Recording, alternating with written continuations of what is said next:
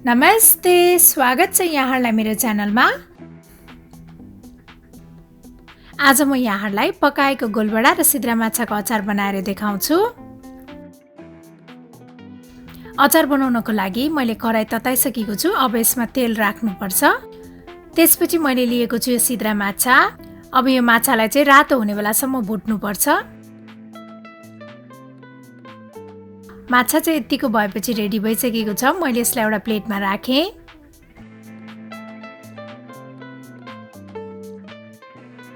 अब यो सेम प्यानमा आधा टीस्पुन जति तोरीको दाना फुराउनु पर्छ।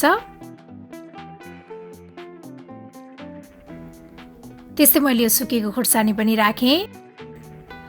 अब यसमा मैले राखेँ यो लाम्चो पारेर काटेको लसुन र हरियो खुर्सानी। यसलाई चाहिँ 1-2 मिनेटसम्म भुट्नु पर्छ। त्यसपछि मैले राखेँ यो प्याज। अब यो प्याजलाई पनि एकैछिन भुट्ने।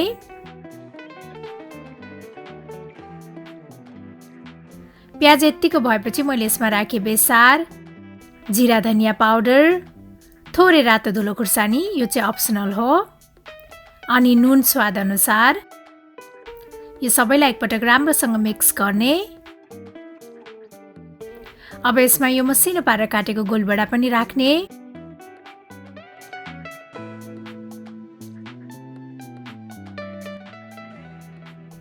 अब यो गोलबडालाई कभर गरेर 3-4 मिनेटसम्म पकाउनु पर्छ।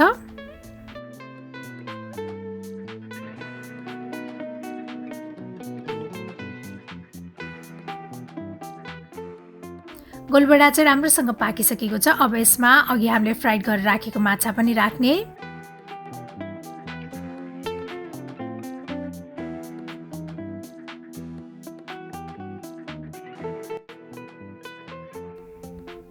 र अब यो सबैलाई सँगै 2-3 मिनेटसम्म पकाउनु पर्छ।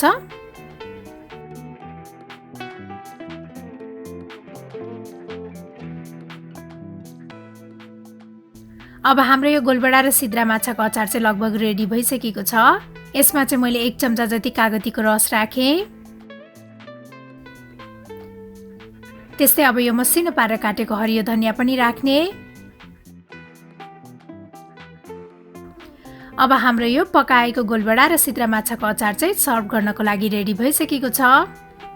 यसलाई चाहिँ भात, रोटी, चिउरा जेसँग खाँदा पनि एकदमै मिठो हुन्छ।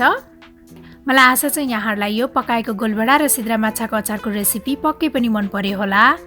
र मेरो अरू यस्तै रेसिपीहरूको लागि प्लिज मेरो च्यानललाई सब्स्क्राइब गरिदिनु होला। र मेरो भिडियोलाई लाइक, शेयर र कमेन्ट गर्न पनि नभुल्नु होला है। Thank you for watching. Bye by.